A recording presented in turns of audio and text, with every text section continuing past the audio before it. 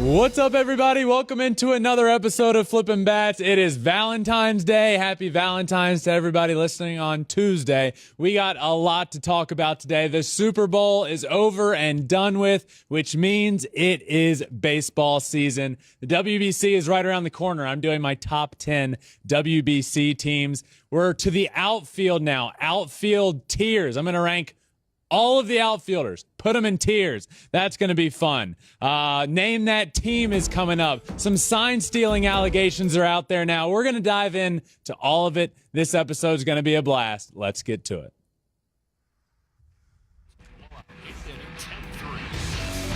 Bases are loaded for Verlander, who waits on a real pitch. He swings, and it's a high fly ball, deep center field.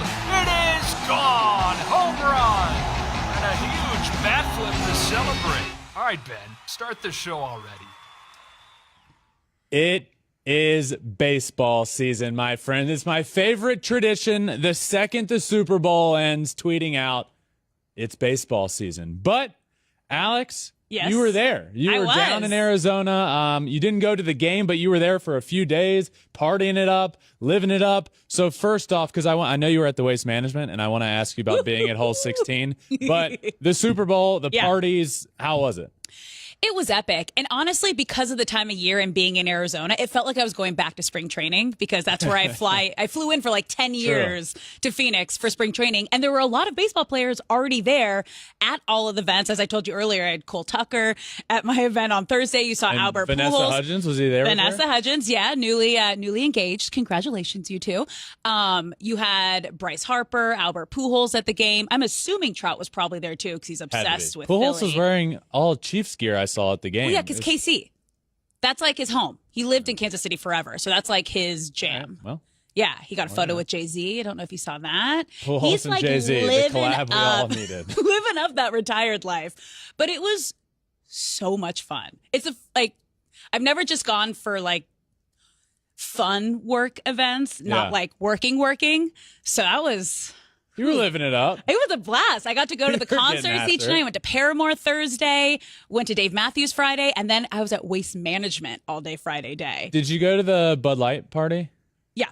That's the epic one. Bud Light and DirecTV, from what I recall, are the legendary. Epic. Look, and then I need to ask you about this because I'm a big fan of the Waste Management golf tournament. When you think of golf tournaments, there's a lot of other majors that people talk about, but this should be one. It's electric out there, and hole 16 is a par 3 that is just like a cathedral. It's a stadium. It's a stadium built around it, and people are going insane. Beers thrown during hole-in-ones. Oh, yeah. And you were there. What day were you there? Friday. Yeah, we had a suite at hole 16. Explain the hole 16 experience to me like I have never experienced it, because I haven't in person. And it's not your typical golf tournament. Okay. You got to think of festival meets college party meets there happens to be golf going on while it's happening. So when you're in the stadium, and by the way, like they are selling drinks on every corner. People are like doing beer bongs at 8 a.m. in the morning. Like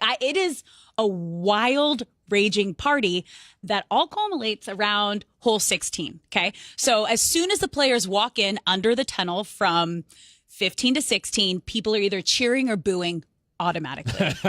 After their first swing, wherever the ball lands, you are either getting booed your entire walk to the green or you are getting cheered. And if it's a good shot, beers are getting thrown out on the... It is everything I hoped it would be and more. It was great. So much fun. The energy just got better and better throughout the day, probably because people were pretty hammered by the end of the day. Because like in the suites, it's open bar. So it's like all you can drink, all you can eat, just go for it. And everyone is having such a good time. Like there is not one unhappy person there. If you can go to Waste Management and get into hole 16, put it on the bucket list. Yeah, I really want to experience that. The whole weekend looked awesome. Being a Cowboys fan, the Eagles losing, totally fine with me. But so I need to ask you a question, and I don't know if you saw this tweet of mine, but it created quite the frenzy on social media, and it's really had me thinking a lot since. I want to ask you this because I tweeted this out the city of Philadelphia has been going through it a little bit over in the last 100 days. Yeah. Right? They have lost in 3 championships. Yeah. Obviously, the Super Bowl and the World Series. Yep. And then they lost in the MLS championship. Yeah. I tweeted out, and I want to get your opinion here. I tweeted out that, here's what I said. People hating on Philly for losing 3 championships in the last 99 days feels a lot like a weird way of making themselves feel better that their own team stunk and couldn't be there to begin with. Sure, it's not fun losing in the championship, but I'd rather my team be there and lose than have gone 79-83 or 9-8. So my question to you is, would you rather your team stink or would you rather the heartbreak of losing in a championship? Rather the heartbreak of losing in a championship because you have what it takes to get there, and there's always next year. And you have, Jalen Hurts said this, I think he was asked by like a kid after the game. He was asked, what are you going to take away from this loss? And he said, you have 2 options here. You can take a loss either as a learning experience or you can choose to be upset about it. And you can learn and know and depend on the guys. It took everyone to get there, and you can use that to build off of the next season. So 100% hands down, I hope you get to the big game in any sport because that's what it's about. That's what you're playing for the entire season. And if you get there, it means you have a good team. Right. Be happy about it. It's like so many people are making fun of Philly. It's like they're all good. Don't be jealous. They just lost at the very end. Don't be jelly. One final thing that came out of the Super Bowl, baseball related, the captain, number 2, Derek Jeter, has been announced as our new coworker. I love it. Which is so cool. We're just picking up all the goats. We got Tom Brady for football. We're getting Jeter for baseball. And then Brady even gave him a little heart welcome when Fox announced it. That was on cool. social media. I did see that. Yeah. And then we picked it up and said, our social said from goat to goat. Yeah. Here's Jeter's tweet. Not a very long one. Excited to join the MLB on Fox family. So hopefully his analysis of the game will be a little longer, analysis. He's gonna be so good, and so is Tom. They are. Just their insight. It's like they're some of the best to ever do it. But that's who you want to hear from. Being the best. You want to hear from the best in the game. Yeah. And it's so rare that you get a player that was at the peak retired and then now they're coming to talk about the game. Yep, absolutely. So welcome to Derek Jeter, the MLB on Fox family. And Alex, baseball is here. Pitchers and catchers. Some reported yesterday, some are reporting today, some are reporting this week, but pitchers and catchers are reporting to spring training. There was a video this morning from the Mets of Justin and Max walking into the complex together.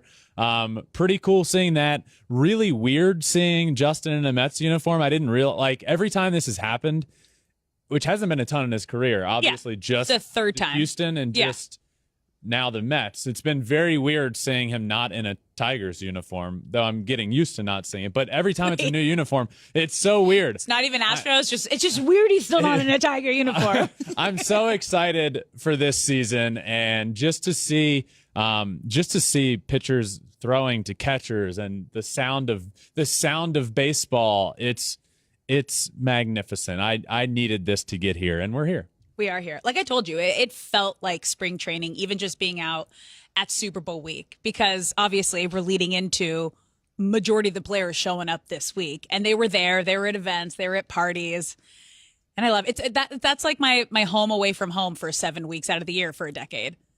I love that Cole Tucker was there. His spring training's in Florida. He's just living it up with Vanessa Hudgens. By the way, I played against Cole. His first high A game. Yeah, he's in the Rockies now.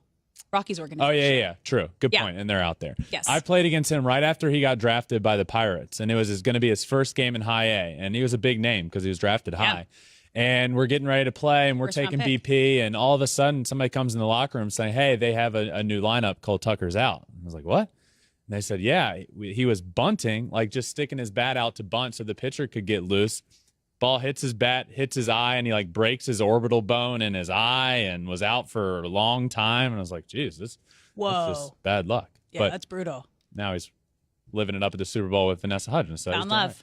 All right. Do not forget, everyone, we have done bat giveaways over the last couple of weeks. Mm-hmm. We will continue to do a bat giveaway today. You can win one of these 6 beautiful bats, so stay tuned. bat announcements and giveaways coming up. I mean to tell you, this thing, it's beautiful. Alex can attest to it. It's sick. It is. It's got a little Custom pink. made. Look at the pink in the barrel. There is? Yeah. Yeah. Who knew? I did. So keep listening. Secret email address will be announced later, and you can win another one of these special custom-made Flippin Bats. Ben's Bats. Ben's bat. So spring training is here. The regular season starts March 30th. We're about a month and a half away, but we are just a couple of weeks away, Yes, we are. Alex, from the WBC. And I could not be more pumped for the WBC. So many people, players All-stars. are people. All-stars. So many all-stars are playing in this tournament. And Alex and I are going to have it all covered for you. And what we're going to do today is my top 10 WBC teams. Because I truly don't believe people understand how many players that they know very well, all-stars, are playing for all teams across the country here. Yeah. This isn't just the top 3 teams in the world are going to be good. There's players playing on every team. So I'm going to explain all that. Let's get into my top 10 WBC teams. At number 10, Cuba. Now, Cuba is a name that I feel like we should all expect to be good, but they're not. There's a lot of Cuban players in Major League Baseball, but not a ton are playing. So I think people might be a little surprised seeing Cuba at 10, but some notable names that are playing: Luis Robert, Yoan Moncada, and Yoenis Cespedes is playing. I don't know how that's going to go, but he is playing. So I have Cuba at number 10. I'm a big Luis Robert fan, but they're here at 10. At number 9, Canada. Canada has some guys playing. Freddie Freeman, Tyler O'Neill, Nick Pivetta, Matt Brash, Cal Quantrill, Bo Naylor. They're going to be pretty good. Mm-hmm. They have a solid squad, so they come in at number 9. At number 8 on my list, Korea. Now, Korea has a very big strength, and it is up the middle. They are going to be nasty. Their middle infield will be Ha-Sung Kim and Tommy Edman. Gold gloves, nasty defense. They have some guys that can pitch. Kwang Hyun Kim is on the team as well. So Korea, sneaky good team. They're here at number 8. Let's move on to number 7, the Netherlands. Now, the Netherlands are going to be pretty nasty. They have Xander Bogaerts, Kenley Jansen, Jonathan Scope, Didi Gregorius, Andrelton Simmons, Pedro Strop, Jair Jurgens. So, pitching is weak. You got to get to Kenley Jansen. But offense will be pretty good, solid. Xander Bogaerts, new Padre. Yeah. Making a lot of money. So, now that I just hear you like kind of list off that lineup, pretty good. Don't sleep on the Netherlands. Right? Yeah. They've been historically good in the past and will continue to be. They're going to be good this year. Yeah, good chunk of Major League players. At number 6, Mexico. Mexico going to be really good. Julio Urias, Jose Urquidy, Patrick Sandoval, Taijuan Walker, Alejandro Kirk, Alex Verdugo, Randy Arozarena. Those are just the big names. There's plenty of other names on that team that you will know and know well and are nasty. So watch out for Team Mexico, in my opinion. I think after we're going to do like some sleepers. Yeah. We'll get into that. But Team Mexico here at number 6. That means we are on to my top 5 teams in the WBC. At number 5, Puerto Rico. Jose Barrios, Edwin Diaz, the nastiest closer in the game of baseball. Jorge Lopez, Marcus Stroman, Francisco Lindor, Javi Baez. I mean, just nastiness. You got. It's going to be electric. Javi Baez and Lindor up the middle. We've seen it before in a WBC. We've seen it with the Mets at the end of last year. They're going to be fun. Or that wasn't last year. Maybe that was 2 years ago. That was 2 years ago. But still, they're going to be fun to watch up the middle. Puerto Rico comes in at number 5 for me. At number 4, Venezuela. Jose Altuve, Salvi Perez, Miguel Cabrera, David Peralta, Anthony Santander, Pablo Lopez, Ranger Suarez, Gleyber Torres, Andres Jimenez. Whew. Pretty nasty. Pretty nasty. That's at number 4. All right. So now we're at the top 3. and I have done a good bit of talking about these teams. I've projected their lineups. So let's get to number 3 for me, which is Team Japan. I have Japan at number 3. A lot of guys that we do know on this team and on this roster and in the lineup, those being Lars Nootbaar, Shohei Ohtani, Seiya Suzuki, but some names that we might not be super familiar with over here that we will become very familiar with. Muntaka Murakami, unbelievable. He will be a stud when he comes over. He's still young. He just broke the all-time single-season home run record in Japan. He's 23 years old. He'll be able to be posted in 2 years, I think. So watch out for him. Yoshida, who just came over and is with the Red Sox. This lineup that I predicted at the top will be Nootbaar, Shohei Ohtani, Seiya Suzuki, Murakami, Yoshida. This is pretty nasty. Now, on the pitching side of things, this is where they will be perhaps the best rotation in the WBC. Nasty. Shohei Ohtani, Yu Darvish, Roki Sasaki, Yamamoto, and Shota Imanaga, who I got to meet in Japan, actually. So this is unbelievable. Roki Sasaki is the name I want to highlight here because he has not yet been able to be posted, but he will be coming to the United States at some point. He throws 103 miles an hour. He threw back-to-back perfect games in Japan last year, won 9 innings and then won 8 innings, but he got taken out because of his pitch count. Team Japan is the real deal. Can we just take a moment here and realize we might see Shohei Ohtani face Mike Trout for the first time, which is going to be so epic? I need that. Who's going to win? Who you taking in this matchup? Are we going to see Trout get a hit? Are we going to see Ohtani strike out Trout? Like, what's going to go down? Might be my favorite matchup that I'm looking forward to if they get there. I need this matchup to happen. I don't think Shohei is going to pitch a ton in this. Like if they face each other, it'll be one at bat. Yeah. But I will say before I answer your question, I do think Shohei is going to pitch in this. He kind of has to, to get ready for. Well, it's also your spring training as well. Like this is a part of their spring training. You're missing spring training. You're playing in the WBC, so you got to be ready for the regular season. So he's not going to throw 6-7 innings, but we might see him throw 2 innings and then 3 innings and then maybe a third outing and throw 4 innings. Who knows? But Shohei versus Trout, I hope we get it. So bad. I think it's going to be a situation where Shohei has to, well, it'll probably be if it happens, it'll either be in the semis or the finals. Yeah.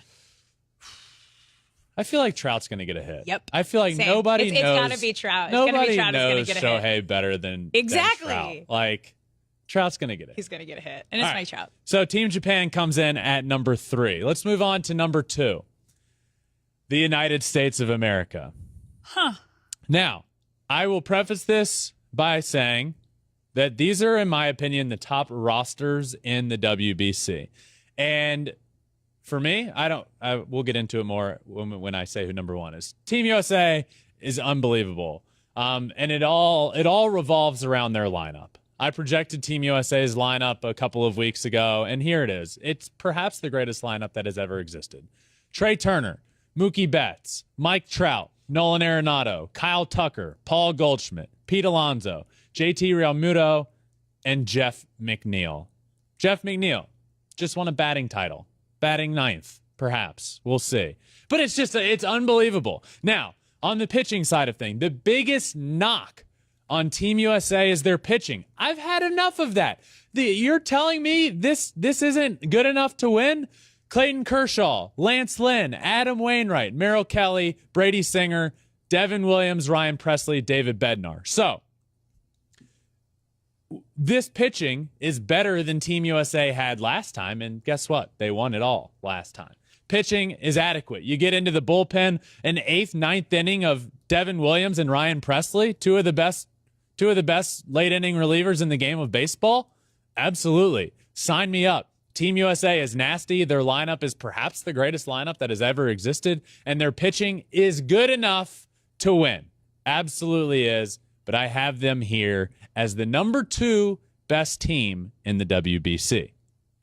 Alex is giving me looks. Let's get to number 1 on my list. Yeah. Number 1, the Dominican Republic. I believe the Dominican has the best roster on paper in the WBC. I predicted their lineup as well. So I just said Team USA's lineup is perhaps the greatest lineup that has ever existed. This one, it's right there neck and neck with it. Let's go over this. Julio Rodriguez, Juan Soto, Manny Machado, Rafael Devers, Wander Franco, Vladimir Guerrero Jr. He'd probably bump up to 5. Wander Franco was put in place of Jose Ramirez, who had to back out. Vladimir Guerrero Jr., Teoscar Hernandez, Jeremy Pena, Gary Sanchez. I believe those lineups are very close. Give me Team USA's lineup there. I think Team USA's lineup is the best lineup in this, but this is a close second. The difference for me, and this is why I put the Dominican at number 1, is because you can't. Their pitching is better than the United States pitching that is in this tournament. There is no way around that. Sandy Alcantara coming off of Cy Young. Christian Javier just got paid by the Astros. Johnny Cueto, Brian Abreu, Ronzi Contreras, Hector Neris, Gregory Soto, Camilo Doval, and Rafael Montero. Sandy Alcantara and Christian Javier as your 1 and 2, that's unbelievable.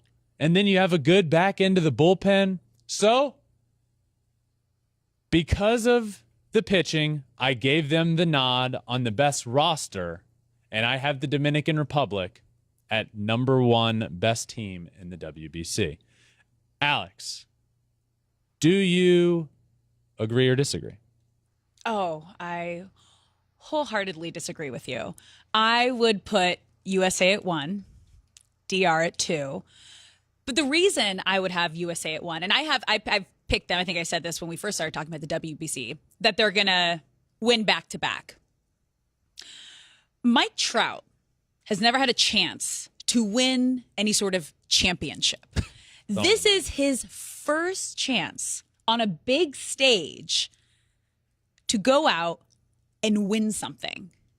We heard him talking on MLB Network this last week, a couple weeks ago as well, talking about how excited he is. You know he's going to go out there and give it everything he's got and win a piece of hardware.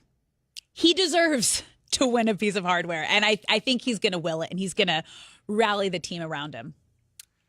I agree. I will Okay. be. I am picking Team Yes. USA to win it. Okay, so you don't think they're the best team. I don't believe they have the But- best roster in the WBC. So this was just based on rosters. Correct. Okay. Yeah, but Fair. I will be picking Team USA to win it all. They're right there, neck and neck. Team Japan is great. There's a 1 and 2. So who do you have winning? You have USA I winning? am picking Team USA So to we win. both look at us agreeing on something. Look at us. Look at us. The reason being, I think the roster for Team Dominican Republic is better. And the 1 and 2 in rotation, you really can't beat it. Sandy Alcantara, Christian Javier.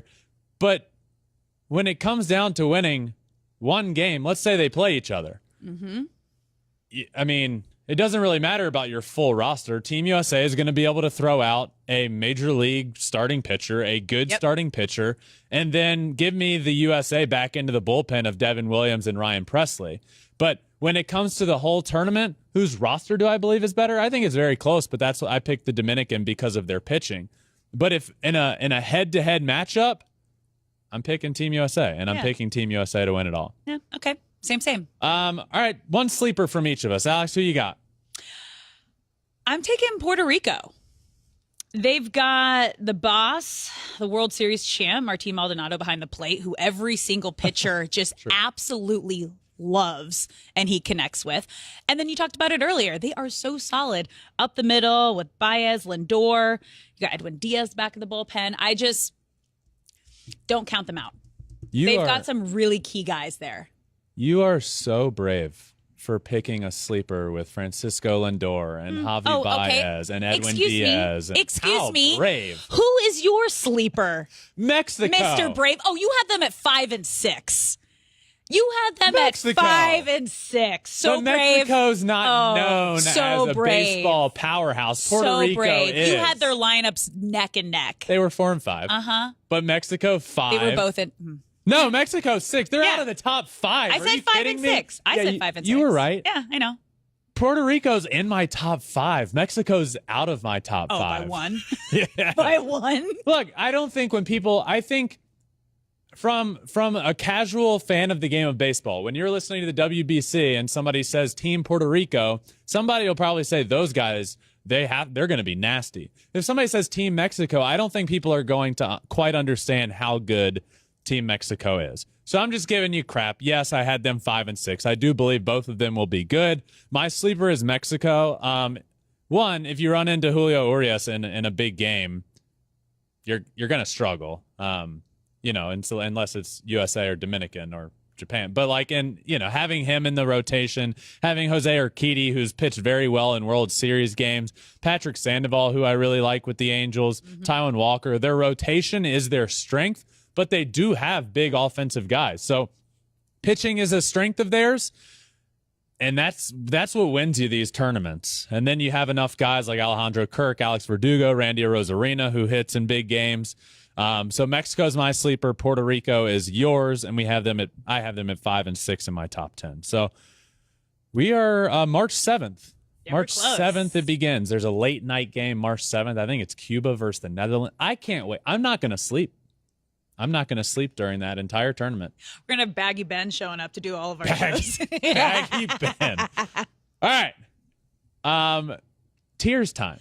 Ooh. We've finished the entire infield, as in first, second, third, and shortstop. We haven't done catcher yet, but now I'm doing the outfield. And this was All a in struggle one. deciding what to do here, whether I just do left field, then center field, then right field. No, my friends. Outfield tiers. Everybody in one collective category, every outfielder. And the tiers are as follows, my friend. We have elite, we have almost elite, we have really good, and we have pretty solid. And I added a tier for the outfielders. This man deserves his own tier. So let's start my outfield tiers with the new tier that is known as the Mike Trout tier. And in this tier is Mike Trout. That's it. The GOAT. You know why? Why? Because I did not feel right, and it would not be right, to put Mike Trout in a tier with anybody else in the game of baseball. With all due respect to everybody I'm going to have in the elite tier, Mike Trout is the greatest, and Mike Trout is one of the greatest of all time.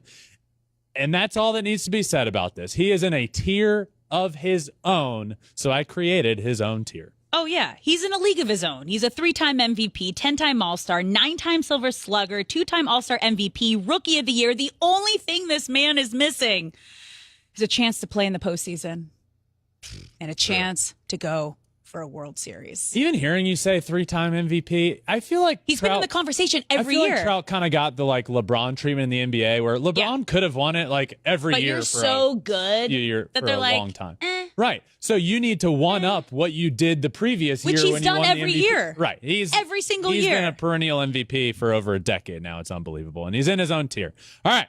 Moving on to the elite outfield tier. These are the elite outfielders in the game of baseball. I have Aaron Judge, Julio Rodriguez, Juan Soto, Yordan Alvarez, Mookie Betts, Kyle Tucker, Ronald Acuna Jr. 7. Those are my elite outfielders. Let's start for me here. Julio Rodriguez is a name that I put him in the elite category. Wait, what? You wouldn't put Jeremy Pena in elite category because it was his rookie season, but you'd put Julio Rodriguez in elite. Who had the better rookie year? Okay, so someone may have won Rookie of the Year, but Jeremy Pena also was the World Series MVP, ALCS MVP, Gold Glove winner. It's not how you start, it's how you finish. I love Jeremy Pena, but Julio Rodriguez. But your argument was you needed a bigger sample size before you put him in almost elite and elite. Not from him. Because it was just 1 year. Jeremy Pena had a very up and down. Jeremy Pena was really good and then had a period of time where he was not that same player anymore. Julio Rodriguez broke Mike Trout's record of the only rookie in his rookie year. So he joined Mike Trout. Mike Trout did it in his technical rookie year.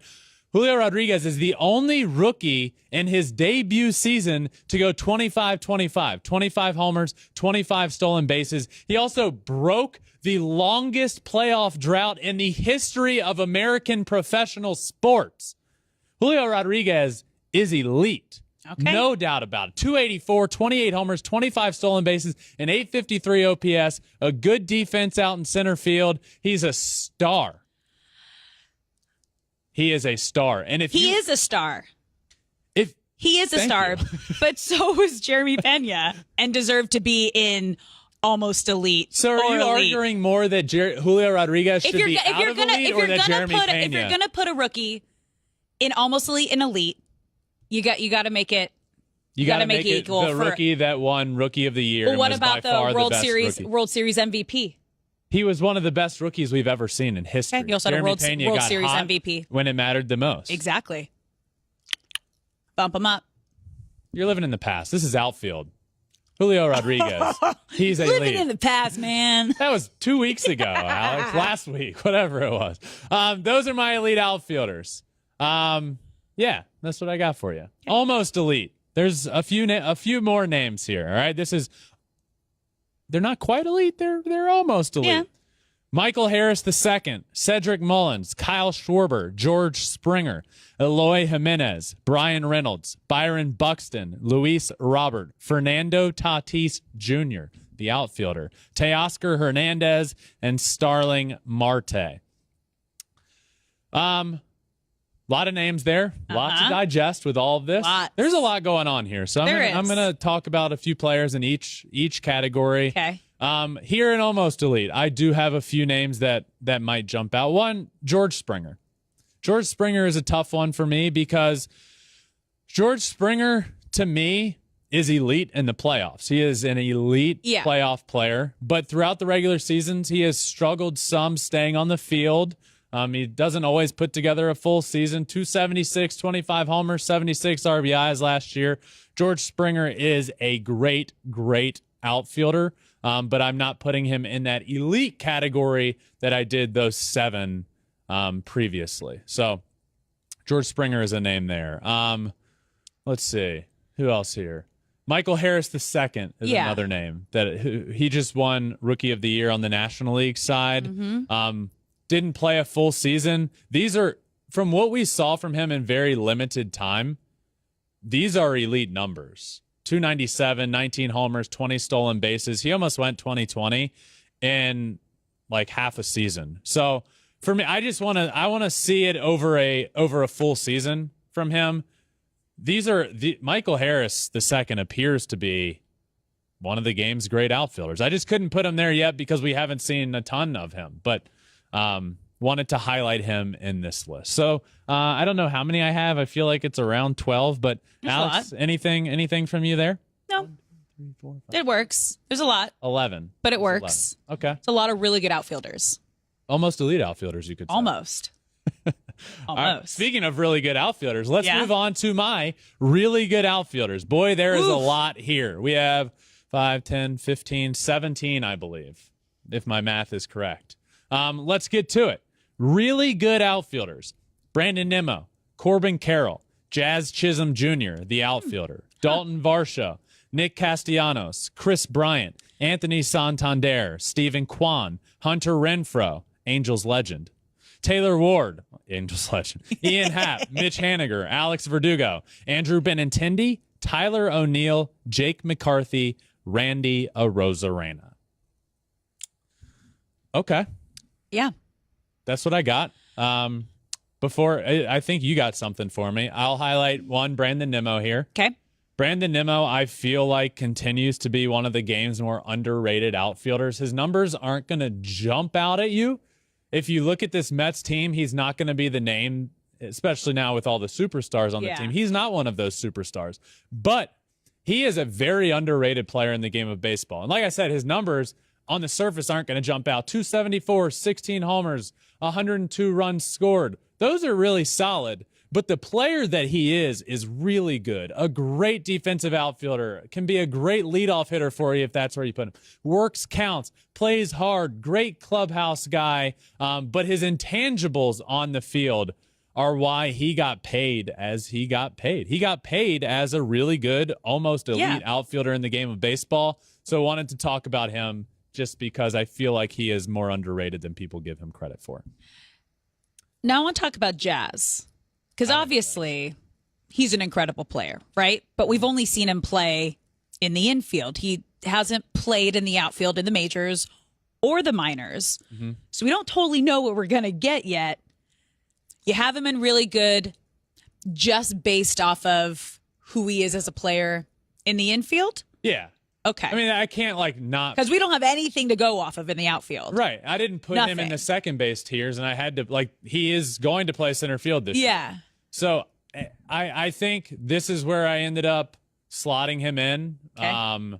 I think if we see Jazz, one, take a step forward, and two, be able to play a good defense. He has said before, his goal is to play a Gold Glove caliber center field. So he's saying the right things. I haven't seen him out there. Yeah. I think Jazz could be one of the game's elites or almost elite in the outfield, but we don't know. But I'm not going to put him in. I'm not going to not list him. I have to list him. I just didn't know exactly where to put him. But in very limited time last year, 254, 14 homers, 12 stolen bases. But that's in 21 games. That doesn't begin to tell the story. Jazz on the cover of MLB The Show 23. Yeah. He's one of the most electric players in the game of baseball. He's fun to watch. He came on the show last year. And if you have not yet listened to that episode, Jazz Chisholm is very, very, very impressive. His baseball IQ is through the roof. His work ethic is incredible. I walked away from that. I was a huge fan of Jazz, wanted to bring him on the show. I walked away from that blown away and really impressed with Jazz Chisholm. So I'm excited to see him make this transition to the outfield. So without really much to go off of, I slotted him in here at really good. All right. One other player I wanted to highlight here. I am all in this year on Corbin Carroll. Ooh. I have Corbin Carroll slotted in here as really good. I believe we'll do a season preview episode right before the season starts. I believe Corbin Carroll is going to win the National League Rookie of the Year. He's got it all. He's the fastest player in the game of baseball analytics wise. When go to his baseball savant page, he's in the 100th percentile in speed. In 32 games last year, he hit 260, 4 homers, and 830 OPS. He's going to steal a bunch of bags. He's going to play good defense. He has all of the tools. I'm going to give you all a Corbin Carroll comparison. Okay. Jacoby Ellsbury. That's who he reminds me of. Okay. Jacoby Ellsbury. Remember the name. I am the driver of the Corbin Carroll bandwagon. Hop on board now. Hop on board whenever you want. But the train is taking off from the station right now. Corbin Carroll is going to be unbelievable. I love him. I'm all in. Okay. All right. Are you on the bandwagon with me? Hop on. I need a little more sample size. Well, you're going to be too late. I'll be tailing. I'll be stopping traffic for you. You're going to until I hop on. Fall behind. All right. Where else are we going here? Pretty solid. Solid. This is the last tier. Yeah. There's a lot of outfielders. I was pretty strict with these outfielders, so there's going to be some names that didn't make a tier. This last tier is pretty solid. Cody Bellinger, Cubs legend, Cody Bellinger. Seiya Suzuki, Harrison Bader, Lars Nootbaar, Ramon Laureano, Michael Conforto, Austin Meadows, Jorge Soler, Masataka Yoshida, Jesse Winker, Jack Sawinski, Christian Yelich, and Jock Peterson. Those are the names in the pretty solid list. Cody Bellinger is here. Cody Bellinger, what year is it? It's 2023. 4 years ago, I would have had him in the elite category. He hasn't hit above 240 since 2019. Yeah. Tough. Yeah, tough. Yeah, that's brutal. 210 average last year, 19 homers, 14 stolen bases, 68 RBIs, and that is that's a lot of games that were played there. That's not a half season or a quarter season. Cody Bellinger is not the Cody Bellinger that we will tell our grandkids about someday. That was Rookie of the Year, won a Gold Glove, was the NLCS MVP, and Silver Slugger. Yeah. But hasn't hit above 240 since 2019. Yeah, Cody Bellinger is not the same player anymore. So can he get back to that? Probably not, but can he get back to any sort of resemblance of what we've seen from him? Maybe. Sure, maybe. But he will play a good defense. You know you can get that. He will hit for power, probably hit for over 20 home runs still. So I have him in pretty solid, not because his numbers have been pretty solid lately, because they haven't, but because I want to believe that he can be Cody Bellinger. What he was before. Yeah. So we'll see. An interesting one there, because a few years ago he'd be elite. Yeah. If you go based off of the last 2 years, he's nowhere in these tiers. But I slotted him in at pretty solid because I did want to talk about him. Austin Meadows, another name for the Detroit Tigers. A bigger pickup for the Tigers last offseason that had a very difficult year. He didn't play much, hit 250, but that's in 36 games. Austin Meadows is a good player. He also, in 2022, had COVID, strained both of his Achilles, had vertigo, and probably because of all that, some mental health issues. Yes, and he was very outspoken about those mental health which is struggles. important. We all should be talking about absolutely. And has recently said that he worked through a lot of things. He feels physically a lot better, and he feels mentally a lot better. That's great news. Tigers fans that don't know a lot about Austin Meadows besides what you saw last year, forget about it. Austin Meadows is really good. We saw him be really good with the Rays, and he is a fun player. He's very exciting, and he can be really good. He's just here right now, but by all accounts, according to him and the people around him, he's in a really good place. And despite these outfield tiers, let's just be happy that he's in a really good place. And I'm excited to watch Austin Meadows this year. Everybody else that I didn't mention? Yeah. The rest. Everybody else. All right. That's we had a lot to cover there in the outfield tiers. But one thing that we need to take away here, Mike Trout is in a tier of his own. A league of his own. Moving on. Dana Brown, new Houston Astros GM. Making moves. Already making moves. And Alex, we sat here and when we talked about him joining the Astros, we talked about the moves that he was going to make and how, man, is he going to do things like he did with the Braves and scouted really well there. And then that organization just locks him up long term. Within 2 weeks of him signing on with the Houston Astros, he's already done it. Christian Javier, who is 23 years old, has signed a new deal, $64 million for 5 years. I love it. I mean, it's what he's doing exactly what he said he was going to do, and right out of the gates. Astro fans have to be excited about their future. Did you see his quote after, right when this happened? Which one? Dana Brown, he said, "Fasten your seatbelts. It's time." Yeah. If it's you're great. an Astros fan, you have to be excited to have this guy leading the charge because, one, he knows talent. We've gotten that from him. We know his eye for talent is great. And then he's been in an organization for so long that has done what they did with Christian Javier with the Braves. This was the Braves' recipe, their blueprint for success. Find players you believe in that are young and lock them up for a long time. Yep. And Jim Crane and the Astros he's been vocal. He doesn't believe in super long-term deals. So 5 years for Jim Crane and the Astros, that's a healthy chunk of time. Yeah. So good for Christian Javier. He was nasty last year. In the playoffs, we remember the no-hitter. He was a big part of the no-hitter, started it through a bunch of innings. His ERA in the postseason, 0.71. 2-0 in the postseason, a .051 batting average against. This guy's the real deal. By all accounts and from everything I've heard about him, from players and people that have faced him, he throws an invisible. I talked to John Smoltz about it in the World Series. I've talked to plenty of players about it. He's not going to throw 100 miles an hour, but you can't see his fastball just jumps and does all of these weird things. And you can't teach that. No, look how sweet he looks too. He looks so sweet. And he looks so sweet. He does look so sweet. When you were reading his postseason ERA, all I thought of was that emoji with the smoke coming out of its mouth, just so hot right now. It's great. Maybe Dana Brown tacked on an extra $1 million because he's so sweet. Who knows? All right. Astros doing things the right way. Congrats to Christian Javier on his new deal.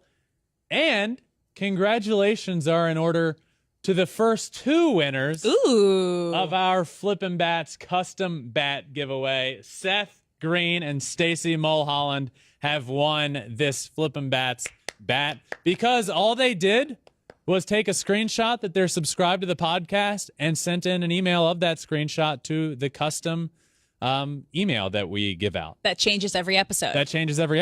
Yeah. And what's this one? If you want to win from this week's episode, we are giving away another bat, one of 6. It says Flippin' Bats. It is usable, very nice wood. You want it. Trust me, all you have to do is subscribe to Flippin' Bats podcast. Just take a screenshot of wherever you're subscribed. If it's on Apple, take a screenshot that you've hit that plus button in the top right and send it to this email address. dbackslover143@gmail.com. That is dbackslover, DBACKS lover143@gmail.com. And this custom bat could be yours. Winner selected next week. Now, let me preface again. I do not come up with these email addresses, and I think this one was a couple reasons. It's Valentine's Day, so in the spirit of loving. And D-backs, just because I'm all in on the D-backs this year. Do I think they're going to win the World Series?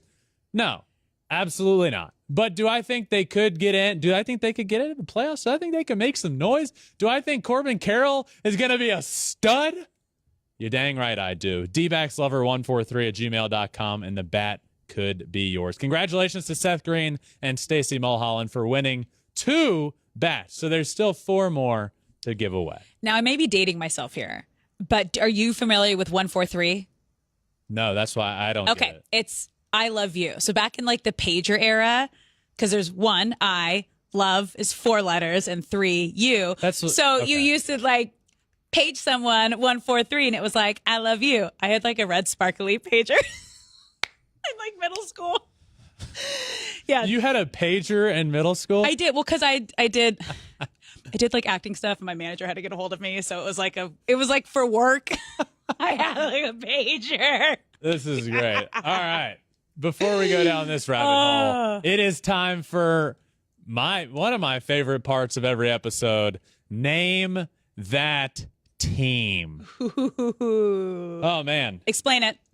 For newbies. Okay, so name that team. I get, for right now, we're doing, I believe this will be infielders as well, but I get a full infielder, catcher, first base, second base, third base, and shortstop. I get where they went to college and the high school that they might have been drafted out of. So if they were drafted out of high school, then we'll put their high school and where they were from. If they were drafted out of college, we'll put the college. And if they were an international signing, we'll put the country they were from as well. So I've heard this week is going to be tough.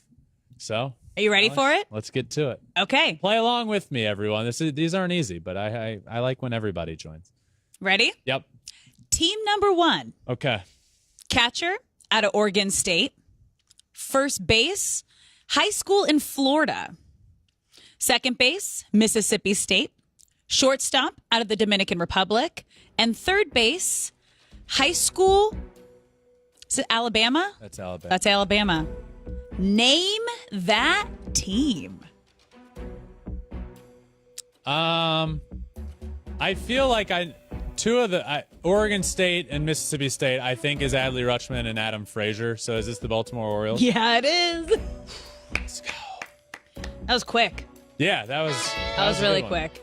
Adley, that was my giveaway there. Adley and Adam Frazier. That was great. All right, 1 for 1. Yeah? Yep. Ready for team number 2? I don't know. Yes. Yes, you are. Thank you. We need the confidence. Okay. Team number 2, catcher out of Venezuela. First base, Utah. Second base, high school out of Florida. Shortstop, Venezuela. Third base at a high school in California. Name that team. Catcher out of Venezuela. Shortstop, Venezuela. Second base. First base, Utah. I don't know that. Third base, out of California.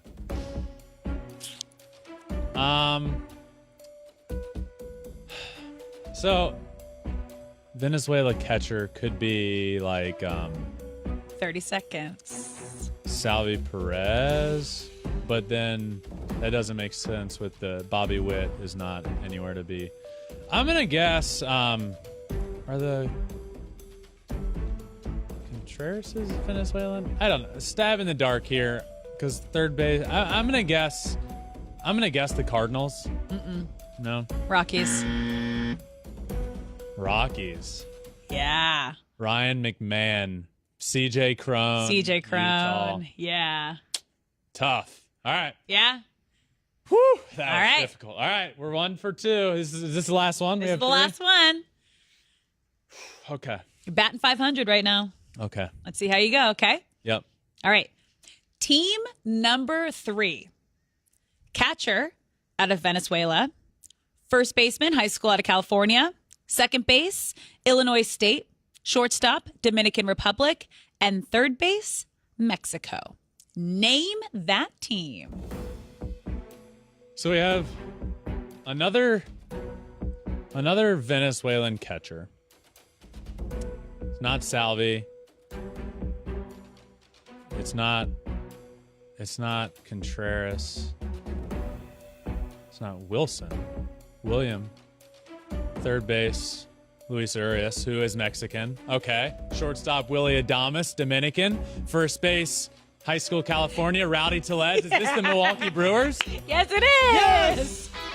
Woo! Now that was just, my Nice brain was just, job. the brain was. I was worried for you when burning. you're like, it's not Contreras. I was like, but maybe it is. Whew. The one college guy I didn't, Owen Miller, second base, Illinois State. Yeah. I didn't know that. Did not know Nice that. job. Wow. Yeah. I the first one should have gotten. That one was just like I was doing the work in my head. Yep. Went around the field. I know. Whew. And brought you back. I was nervous and for then- you. And then came back. Yeah. Okay. Nice job. That was that was good. 2 for Yeah. 3. I feel good about that. I'm gonna give myself an A today because they were very difficult. Not an A plus. First one I should have gotten. Second one I didn't get. But the third one was super difficult, and I'm gonna give myself an A. And whatever Alex gives me, multiply it and A minus. add 2. That's fair. Multiply it. A minus. A. A minus. All right, moving on. A few extra innings, little things we got here. Some rule changes. Yeah. Alex, and the rule changes, they're coming hot and heavy. I think I'm not mad at them. The game, like these are things that are going to help speed up the game a bit, which is what baseball needs. Yeah. So we all know the rule changes that have been implemented that are on the way. We have the limiting of the shift. We have the larger bases, but this isn't what I'm talking about. A couple things that came out literally yesterday. The runner on second base and extra innings rule. People are calling it the ghost runner rule. I hate it. It's not a ghost runner. There's a literal person out there, and he's not a ghost. It's not the ghost but runner. how did he get we there? put it in our lower third. It's not a ghost, people. But how did he get there? He walked out there from the dugout because He didn't was earn the it. last out of the last inning. didn't so earn he it. came out of the dugout and he walked not out earn there to it. second base, and he's standing out there. That's ghosting. The runner on second base and extra innings rule has unanimously been voted to continue for 2023 and beyond. The lower third has been changed to it is a ghost, Ben. See? So where did he come that from? rule, you know what? Here's what I'll say about it. I don't mind it. And I feel like the baseball purist fans are all up in arms here. One, guess what? You don't want to play a 20-inning game on getaway day when you got to be in New York from Oakland the next day, and it's 1 a.m. and you're still playing, and it's the 20th inning. I don't mind it, but there are a couple things I don't like about it. One, the reliever that pitches the inning, if he gives up that run on second base, it does not count as an earned run. But if he just gives up that one run and his team doesn't score, he gets a loss. I don't love that. The other thing that's really hard is it completely changes the game for these late inning relief pitchers. Yep. You are dealing with so much stress of having a runner on second base that you did not put there. So you could come in already mentally kind of messing yourself up, because we know baseball's all a mental game, especially for pitchers. Are they not going to You have no idea. Now it's like you did not. It's out of your control because you did not put that player there. Yep. They are there, and it's like, hey, go figure it out. But as someone who has covered extremely long Angel games, because Angels games like averaged like 4+ hours, there needs to be something when we're in 11, 12, 13, 14, 15, 16th inning and it's still going. You had 9 innings to figure it out. So I'm not mad at the idea that this is just something that's going to help possibly move the game along a little faster in extra innings. Yeah. I'm not on the like, I don't mind it one way or the other. Like, I don't really care. I don't love that the reliever gets a loss.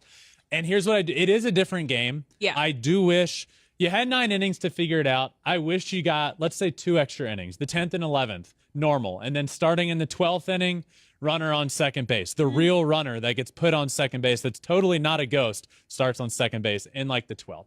If you're going to do it, it's got to be the start of the extra innings. Yeah, well, that's why I don't really like. Yeah. It's fine with me. I'm totally fine with it. And another thing, position player pitching. There has been rules implemented to kind of nip this in the bud a little bit. It started to get to the point where pitchers were pitching all the time, but MLB has announced plans to extend new rules for position players pitching into the 2023 season. A position player may pitch if the game is in extra innings, in the 9th inning when trailing by 8 runs or more, or in the 9th inning when leading by 10 runs or more. If it does not fall in those categories, then a position player can not and will not pitch any longer. Do any leagues have a mercy rule? Like, is the World Baseball Classic having a mercy rule? Yeah. Okay. So this is a situation. If you're having a position player come in, you've obviously kind of given up on the losing side. If it's a really bad loss, have there be some sort of a mercy thing. Yeah, but I don't like that, because the only, like, let's say the Yankees were the best team in baseball for a long time last year and blowing people out. Aaron Judge doesn't get the home run record if there's mercy rule and they didn't finish 10 games. You know, like, it starts affecting stats. That's my only thing there. So